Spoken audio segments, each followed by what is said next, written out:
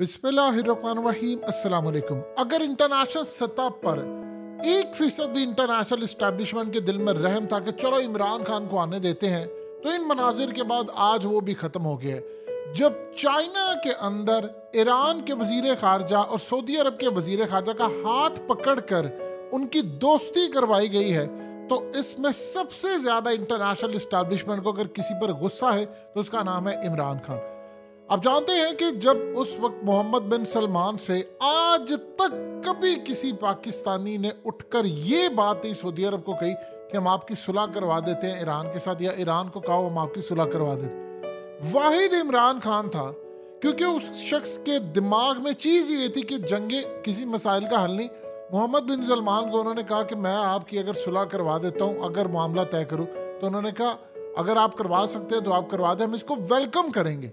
इमरान खान ने जब ईरान और सऊदी अरब की सुलह करवाने का बैकडोर चैनल पर मामला शुरू किया, तो सबसे ज्यादा अगर किसी बदबख्त को तकलीफ थी तो उसका नाम था जनरल बाजवा साइकोपैथ। उस साइकोपैथ को तकलीफ ये थी कि इमरान खान अगर ये काम हुआ तो ये पाकिस्तान की तारीख में पहली दफा होगा कि हम लोगों से ज्यादा अहमियत हो जाएगी। यहाँ तो सियासतदान कठपुतलियां होते हैं। तो बाजवा को ये बात हजम ना आई।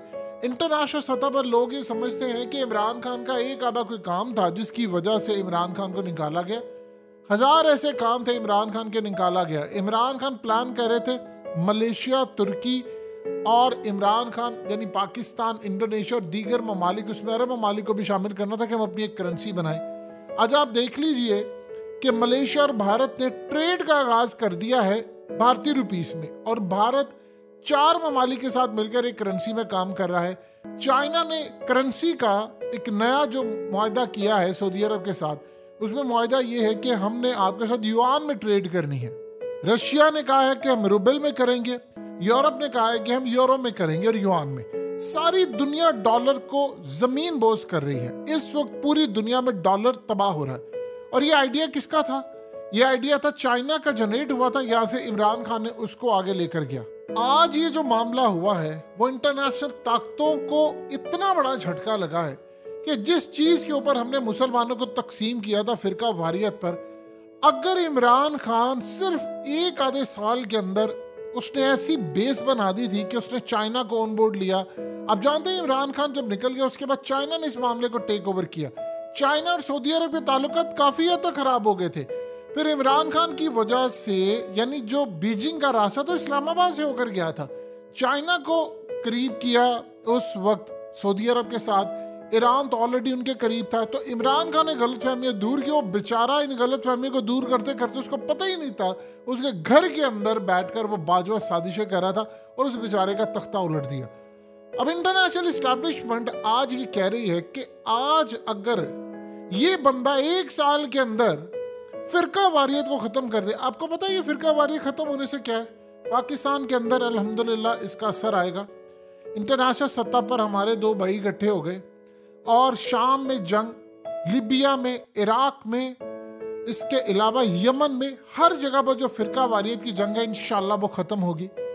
आपको सबसे ज्यादा अगर दाद देनी पड़ेगी सारे खेल के अंदर, तो आपको मोहम्मद बिन सलमान को दाद देनी पड़ेगी, क्योंकि उस बंदे ने आकर वो जो दरवाजे लॉक हुए हुए थे उम्र भर, क्योंकि ईरान देखिए कहीं ना कहीं हमेशा कहता था कि हम तैयार हैं। सऊदी अरब की जानिब से कुछ पॉजिटिव मामला नहीं सामने।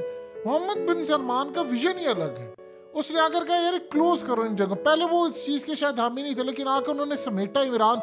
देखिए होता क्या है, आपको कोई मशवरा देता है, इमरान खान की और मोहम्मद बिन सलमान की जो एज है वो इसी तरह है कि अगर इमरान खान की सही एज में शादी हुई होती तो मोहम्मद बिन सलमान जितने या उनसे बड़े उनके बच्चे होते, तो वो उनके बच्चों की तरह है मोहम्मद बिन सलमान। लेकिन ओबियसली उनका स्टेटस बड़ा है, लिहाजा इस सूरत हाल में उन्होंने बाप की तर्ज पर समझ के इमरान खान की बात सुनी, बावजूद कि कुछ इख्तलाफत रहे, लेकिन ये बात उनको समझ आ गई कि लड़ाई हल नहीं है। उन्होंने कतर से सुलह की, तुर्की से सुलह की, उन्होंने ईरान से सुलह की, यमन की जंग खत्म हो।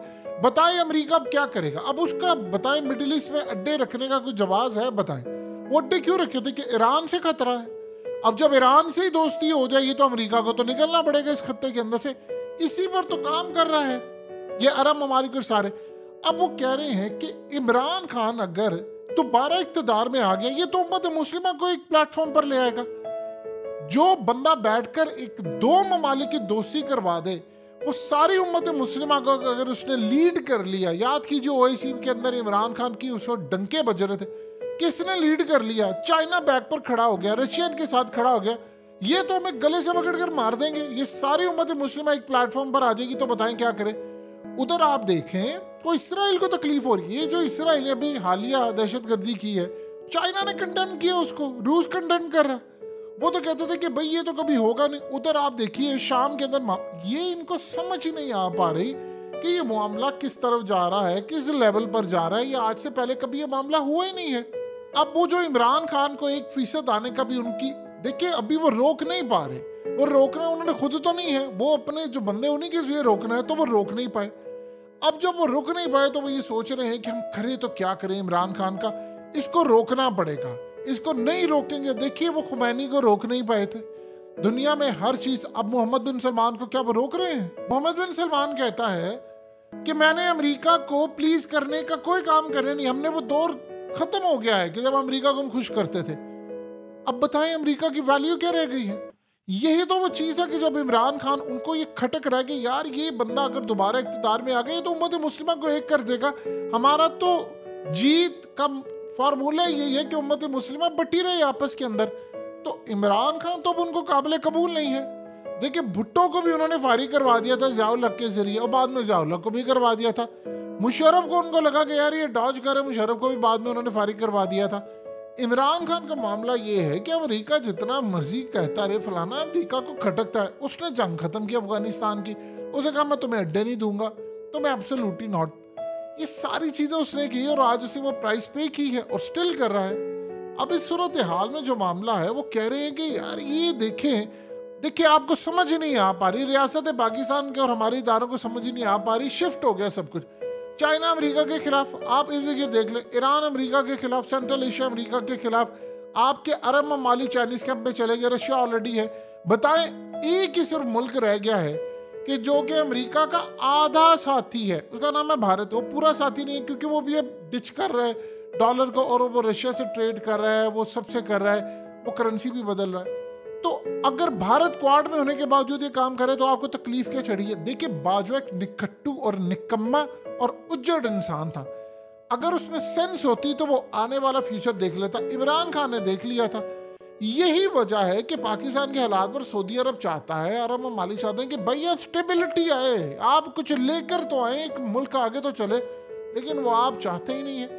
सो लिहाजा वो जो एक ज़रा सी भी चाह थी कि इंटरनेशनल एस्टैब्लिशमेंट, उन्होंने फैसला कर लिया कि इमरान खान को नहीं आने देना। लेकिन एक बात याद रखिए, इंटरनेशनल एस्टैब्लिशमेंट खुदा नहीं है और ज़रूरी नहीं। वेनेजुएला में उन्होंने क्या मोडोरो के खिलाफ गए, कर लिया उन्होंने, कुछ भी नहीं कर पाए। ख्वान क्वाइडो को उन्होंने बैक किया, वो ला ही नहीं पाए उसको। तो इमरान खान इंशाल्लाह आ जाएगा। लेकिन एक बात तय है कि इनको खटका है कि यार ये बंदा आ गया ना तो ये उम्मत मुस्लिमा को एक कर जाएगा, और ये बड़ी खटकती है हमको चीज।